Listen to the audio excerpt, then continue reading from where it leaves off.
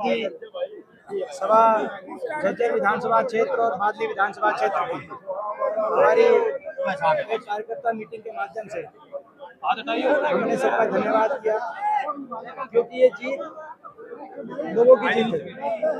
ये जीत रोहतक लोकसभा क्षेत्र के 36 बिरादरी के लोगों की जीत है। ये जीत हमारे कार्यकर्ताओं की जीत है। मेरा तो केवल एक नामित के रूप में एक उम्मीदवार जरूर था, मेरा तो एक नाम मात्र था, लेकिन लोगों ने चुनाव लड़ा, कार्यकर्ताओं ने मेहनत करी और ये जीत कार्यकर्ताओं को समर्पित है। आज इन्हीं कार्यकर्ताओं को और झज्जर, रोहतक, कोसली, पूरे हमारे लोकसभा क्षेत्र के 36 बिरादरी के लोगों को मैं इस जीत को समर्पित करता हूं। पेपर में धांधली के आरोप लगे हैं, 1563 बच्चे दोबारा पेपर दे रहे हैं, आप किस तरह देखते हैं? देखिए, ये मामला भी आ चुका है कि भाई ये पेपर लीक भी हुआ था, तो इसके भी कहीं ना कहीं बहुत बड़े प्रश्न चिन्ह लगे हुए हैं। तो ऐसे में सभी बच्चों के साथ न्याय हो रहा है कि नहीं हो रहा है, ये तो मैं समझता हूँ गंभीर प्रश्न है। ऐसा लगता है कि सबके साथ न्याय नहीं भी हो रहा। सरकार शॉर्टकट के चक्कर में बहुत बच्चों के साथ उनको न्याय से वंचित रख रही है। दिल्ली जल संकट को किस तरह देखते हैं? दिल्ली जल संकट है, पानी की कमी है, हिमाचल में आज ये हरियाणा के अंदर बिजली और पानी का संकट जो बना है, आज उसके लिए मौजूदा सरकार जिम्मेदार है। 10 साल में इस मौजूदा सरकार ने हरियाणा की बिजली का उत्पादन बढ़ाने के लिए एक भी कोई थर्मल का कारखाना नहीं लगाया, एक भी कोई नया यूनिट हरियाणा में। जो जितनी कैपेसिटी हमारे समय, हम 14,000 मेगावाट की कैपेसिटी हरियाणा के अंदर, जो उस समय की जो कैपेसिटी थी, आज उसमें एक भी यूनिट का इजाफा इस सरकार ने नहीं किया, ना कोई कारखाने लगा। आपको ये याद होगा, हुड्डा सरकार में 5 बिजली के पैदा करने के कारखाने लगाए गए, 4 थर्मल, कानपुर, झाडली, हिसार में, खेदड़ और यमुनानगर, और एक परमाणु। लेकिन 10 साल से सरकार सोई हुई बैठी रही, इनमें किसी भी क्षेत्र में कुछ काम नहीं हुआ, लेकिन बिजली और पानी की समस्या के समाधान के लिए, इसीलिए कारण आज पूरा हरियाणा दोबारा से बिजली की संकट से हरियाणा की जनता को झेलना पड़ रहा है। आप हरियाणा की बात करें, दिल्ली में किस तरह देखते हैं? हम तो हरियाणा की बात क्यों नहीं करेंगे, हरियाणा की करेंगे पहले।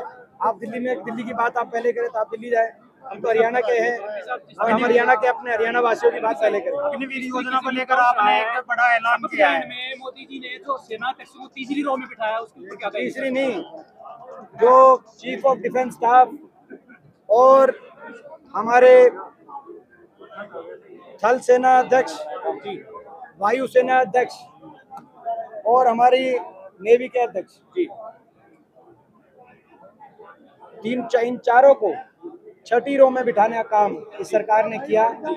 और दूसरी पंक्ति में बड़े बड़े उद्योगपति, अदानी अंबानी सरीखे उद्योगपति और एक्टर, फिल्म एक्टरों को बिठाने का काम किया, जो कि एक ना सिर्फ आपत्तिजनक है, लेकिन इसकी हम ना सिर्फ निंदा करते हैं, लेकिन सरकार से जवाब भी मांगते हैं कि क्या यही देश की सेना का सम्मान है कि उद्योगपति आगे बैठेंगे प्रधानमंत्री जी के शपथ ग्रहण समारोह में, फिल्म एक्टर आगे बैठेंगे, अभिनेता आगे बैठेंगे और हमारी थल, जल और वायु सेना के अध्यक्ष उनसे पीछे बैठेंगे? क्या यही देश की सेना का सम्मान है? क्या यही देशभक्ति है? ये जय जवान जय किसान का देश है, इसको जय धनवान का देश हम नहीं बनने देंगे।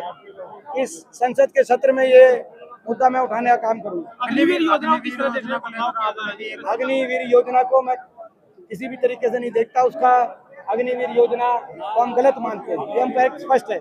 हमारे घोषणा पत्र में भी यही था, अग्निवीर योजना वापिस हो और फौज की पक्की भर्ती दोबारा शुरू हो। इसको लेकर पूरा विपक्ष, इंडिया गठबंधन इस सरकार पर दबाव बनाए। सोशल मीडिया पर 7 साल का जो है ऐलान जो है वो वायरल हो रहा है, 7 साल कर दिया गया अग्निवीर को। देखिए, अभी इस जनादेश के दबाव में सरकार अग्निवीर योजना को लेकर आत्ममंथन के मोड में गई हुई है, लेकिन मैं सरकार को कहना चाहता हूं कि आत्ममंथन की इसमें जरूरत नहीं।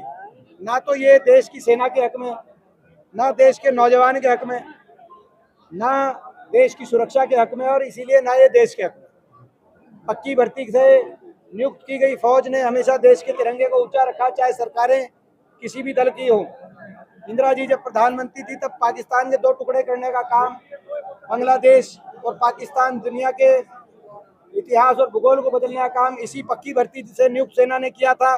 तो जब अटल बिहारी वाजपेयी जी प्रधानमंत्री थे तो एनडीए सरकार के समय करगिल के अंदर पाकिस्तान का सर झुकाने का काम भी इस सरकार ने किया, इसी सेना ने किया था। तो ये सेना, ये एक ऐसी सेना है जिसने हमेशा तिरंगे को ऊंचा रखा है, देश का मान सम्मान रखा है।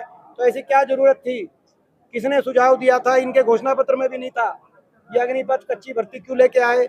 सरकार इस पर जवाब दे, इस योजना को वापस लेके पक्की भर्ती शुरू करे, सरकार स्वयं करे तो अच्छी बात है, नहीं तो सदन में संपूर्ण विपक्ष इस पे हम दबाव बनाने का काम करें। लोकसभा के चुनाव खत्म हो चुके हैं, अब विधानसभा की तैयारी किस तरह से देखते हैं? विधानसभा में तैयारी नहीं है, संपूर्ण तैयारी है।